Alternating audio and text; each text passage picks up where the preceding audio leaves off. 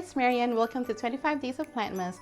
This is a special Mom Raises Life holiday series where I'll be talking about at least one of my plants per day, every day during Vlogmas. I'll be sharing with you the plant's journey with me ever since I've gotten it, all of our highs and lows, and of course how I care for and propagate the plant. So let's go check my plant vent calendar and see which one of my plants I'll be sharing with you today. Today is day 17 of 25 Days of Plantmas.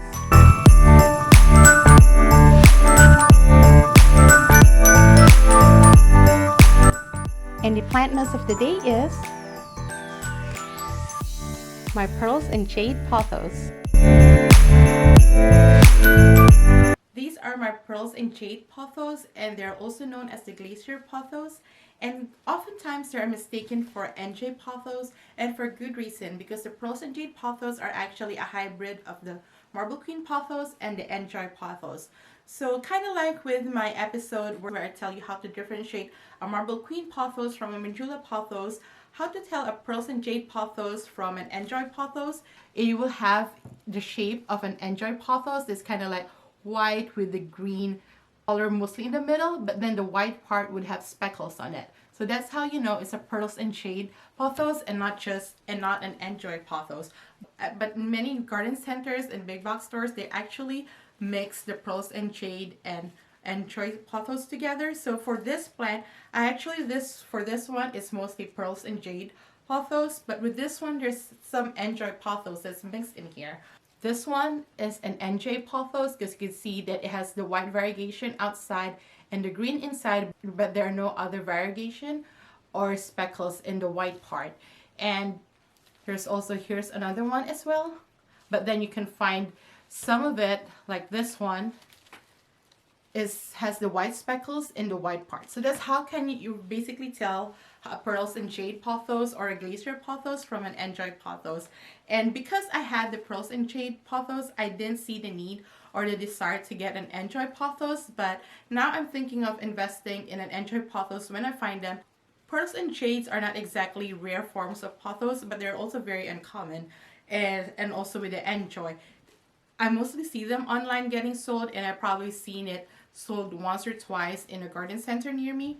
And this one I only seen once, is when I got this, and I kind of wish I got the NJ pothos when I saw it in another garden center, but I was like, I already had a pearls and Jade, I don't need the NJ.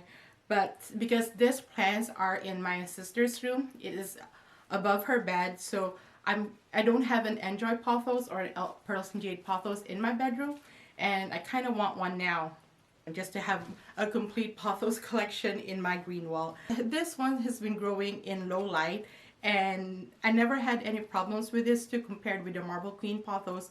So I feel like this is more hardier and sturdier than a marble queen pothos, because I was watering them the same when the marble queen pothos experienced root rot and this never experienced root rot, and this is in a very extreme low light situation, because while my sister's bedroom has south facing windows, they're a lot smaller, and this is a lot further away from the windows. As you can see with this one, some of the leaves have already reverted and are not as variegated, but that's okay. It has started to trail, but since I got this maybe in the middle of summer, it hasn't trailed as much as I would like it to.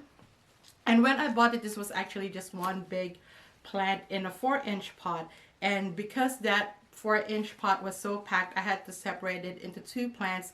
And when I separated it, I put the mostly pearls and Jade pothos in this one, and I put the mostly NJ pothos or close to an NJ pothos in this one.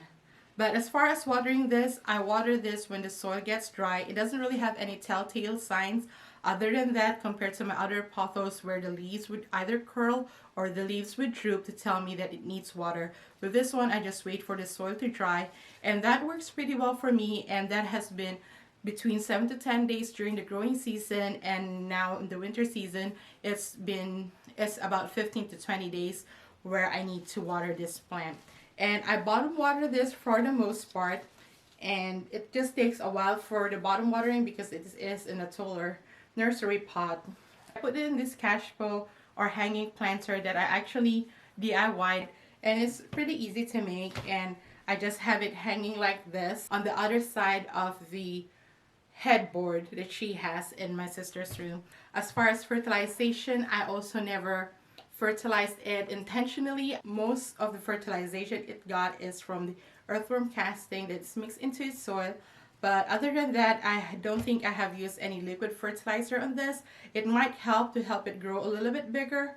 But as far as growing this plant, I never had any problems with pests, and I also never had problems with root rot, and I also never had problems with browning leaves. I mean, there are some browning leaves over here, but it is in the white variegation, which is to be expected because white variegation in plants don't really last that long, so it's not a big concern. But as far as it yellowing or browning as a sign of unhealthy plant, I've never had that with the Pearls and Jade Pothos. Yeah, this is the Pearls and Jade Pothos, the Glacier Pothos, our Plantmas of the day. That's our Plantmas story of the day. I hope you enjoyed it. Please be sure to tune in tomorrow for the next installment of 25 Days of Plantmas. And if you miss any episodes, all of them will be included in the playlist that links up in the card and down in the description. Thanks again for watching. I see you, I appreciate you, and have a plentiful holiday season, everyone. Bye!